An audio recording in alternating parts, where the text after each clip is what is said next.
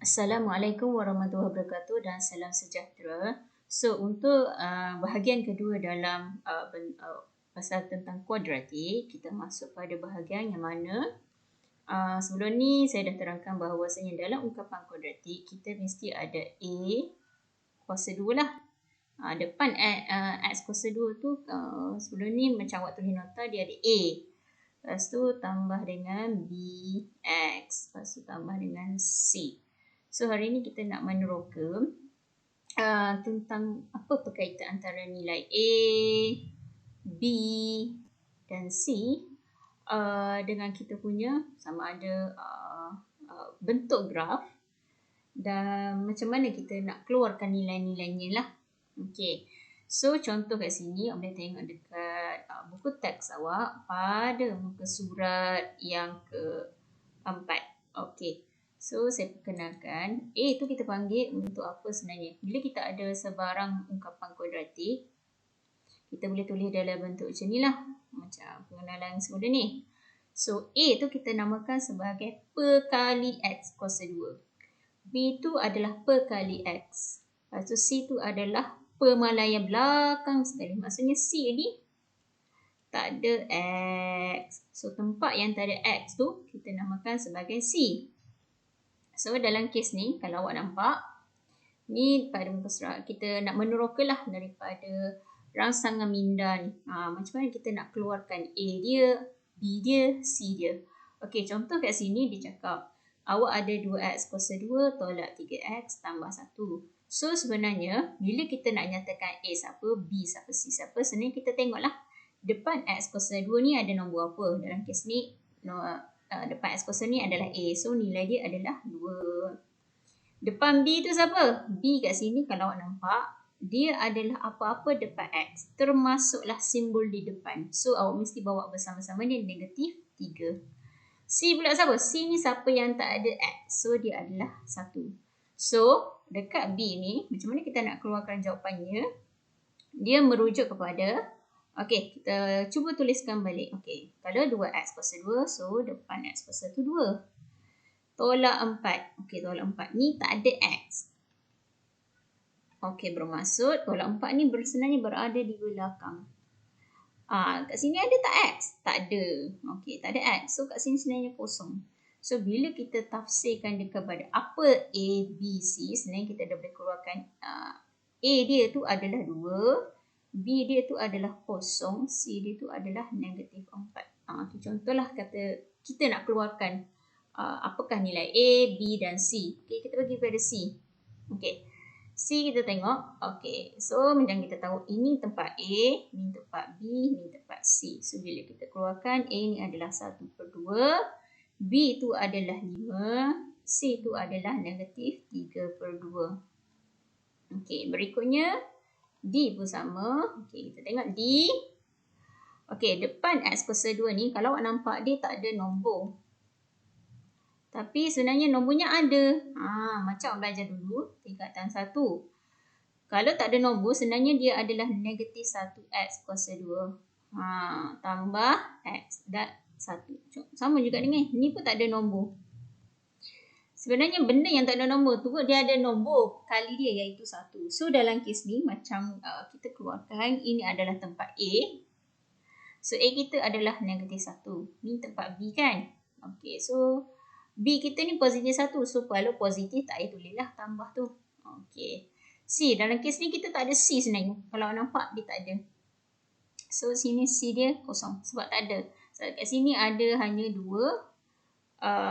Kita panggil ungkapannya lah. Kalau ada yang ketiga maksudnya kita ada C lah. Okey. Sama juga dengan ni. Macam lagi sekali saya cakap. Kalau yang tak ada nombor tu sebenarnya dia adalah 1. Tapi dalam ingat kita ada negatif. Okey, di sini ingat bila kita ada B ni tengah-tengah kan. Dia mestilah bawa bersama-sama dengan negatifnya. Negatif 3. C pula apa-apa yang bukan X. Maksudnya ni adalah negatif 9. Okey, F pula. F ni kalau awak nampak. Okey. A dia. B dia. C dia. Kalau awak nampak B tak ada. C tak ada. So, boleh nampak terang lagi bersuluh A dia adalah 1/2. B dia adalah kosong, C dia adalah kosong. Okey, so nanti awak boleh buat latihan kat sini lah. Nanti saya akan bagi bahawa nanti awak siapkan latihan 2. Keluarkan sendiri A, B, C daripada apa yang saya terangkan tadi sampai soalan F je lah. Nanti. Okey, seterusnya kita masuk kepada yang seterusnya. Okey, tadi saya cakap kan kita keluarkan nilai-nilai A, B dan C. Sekarang kita nak tengok apa perkaitan nilai A tu. Okey, kita tengok kat sini. Okey, sebenarnya A ni ada efek dia. Okey, A ni sebenarnya menentukan bentuk graf. Ini A. A menentukan bentuk graf. Kalau A kita tu maksudnya A lebih besar pada kosong. Maksudnya bentuk kita senyum. Ni cara nak hafal. Senyum. Ataupun kita panggil dia bentuk salah eja senyum.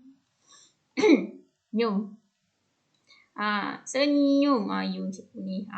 Kalau saya cakap graf kita senyum, maksudnya A kita tu lebih daripada kosong. Tu bentuk. Bila A tu nilai dia menentukan bentuk kita senyum. Ataupun U lah. Kita panggil U. Kalau kita ada A tu kurang daripada kosong, maksudnya A kita tu negatif. Ini positif lah. Maka kita akan tahu bahawa graf kita tu akan jadi masam. So kalau cikgu cakap masam, maksudnya graf saya tu adalah A dia negatif, ataupun kita boleh cakap dia dalam bentuk N. Ni N lah. Lawan U adalah N. Kalau saya cakap senyum, lawan dia masam. So itu pentingnya kita tahu nilai A tu menentukan bentuk graf. Okey. So bila kita ada bentuk graf, awak kena tahulah bahawa dalam kuadratik kita akan ada titik maksimum, titik minimum. Apa itu titik minimum dan titik maksimum? Titik maksimum adalah di mana? Titik maksimum di mana kalau graf kita tu masam. Senang kira bila graf masam A adalah kurang pada kosong. Itu yang diberitahu kat sini kan? Itu je lah. So automatik kalau graf masam, kita mesti ada titik maksimum. Kenapa kita panggil dia titik maksimum? Sebab ni je paling Y paling besar. Y paling besar dekat sini lah, titik maksimum. Sama juga kalau kita ada graf senyum. Ni kan graf senyum. Namanya yang nilai paling kecil kan? Paling nilai Y paling kecil. Y nilai terendah tu kan? Ataupun kita Y yang paling rendah, kita akan panggil dia sebagai titik minimum. Itu yang awak kena ingat. So fakta yang awak kena ingat adalah bila senyum, dia adalah A besar daripada kosong. Automatik kita akan panggil dia ada titik minimum. Itu fakta yang kena ingat lah.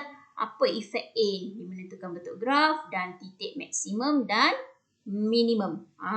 Itu saja kena ingat tentang A. Okay? So kita pergi kepada berikutnya. Okay. Bila kita ada B. Okay. Kita nak cerita pasal B pula. Kat sini kita tengok ke bawah sikit. Okey. Kenapa B? Okey, ni bentuk yang samalah macam A menentukan bentuk graf. Okey, saya tak nak cerita yang tu. Kita pergi kepada B yang ni. Okey. B ni pula, okey. Dia akan menentukan, kenapa kita kena tahu nilai B? Sebab dia akan menentukan paksi simetri. Okey, apa maksud paksi simetri? Paksi simetri ni bila awak ada graf, contoh graf senyum kan. So paksi simetri ni adalah dia akan potong tengah-tengah. Ni kita panggil paksi simetri. Sama juga kalau kita ada graf masam. Okey, dia ada dua bentuk je graf ni, senyum ke masam. So paksi simetri kita tu akan bentuk di tengah-tengah lah. Itu sahaja paksi simetri. Dia mesti duduk tengah-tengah. Maksudnya bila awak lipat dua benda ni, bila kita lipat kan, so benda ni akan automatik ada, bila awak buka lipatan tu dia ada kesan. Itulah paksi simetri lah. Okey. So bila kita ada nilai B kita, okey, so kita boleh buat sedikit generalisasi. Okey, so kita explore. Kalau bentuk graf kita ni semuanya adalah senyum, macam mana kedudukan paksi simetri? Okey, so paksi simetrinya adalah berkedudukan. Kalau B kita lebih pada kosong, fakta dia cakap paksi itu akan berada di kiri. Kalau paksi kita kurang pada kosong, maksudnya ni nilai negatif lah. Contoh negatif 5. B sama dengan 5. Maka kita punya paksi simetri itu akan berada di kanan. So kena hafal sikit lah. Lebih besar, duduk kiri. Kurang, belah kanan. Okay. Kalau B sama dengan kosong, maka paksi simetri awak tu sebenarnya berkedudukan di tengah-tengah. Macam ni. Dia akan betul-betul pada paksi Y. Kena ingatlah. Ni paksi Y kita panggil. Paksi Y. Okay. So, kita explore pula yang kedua. Kalaulah bentuk graf awak ni adalah masam, apa yang terjadi adalah sama juga, dia sedikit berbeza lah cara hafal dia. Okay. Kalau lebih besar, dia akan berada di belah kanan. Lebih besar, berada di kanan. Dia kalau awak tengok kan, dia macam lawan yang tadi. Kalau tadi ni kiri kan, ni kanan. Memang macam tu. So, automatik kalau B tu kurang pada kosong, dia akan berada di belah kiri. Dia tengok. Awak tengok bentuk, lepas tu baru awak boleh hafal dia punya B tu lah. Okay, manakala ini sama. Kalau B sama dengan kosong, automatik paksi simetri kita tu akan sebenarnya berada di tengah-tengah. Samalah dengan paksi Y. Ini tak ada masalah. Okay. So, itu adalah apa kesan nilai B lah. Kedudukan paksi simetri. Okay. So, yang terakhir kita nak tengok apa kesan kepada nilai C. Okay, ini C pula. Okay, kalau nilai C, C sebenarnya menentukan kedudukan pintasan Y.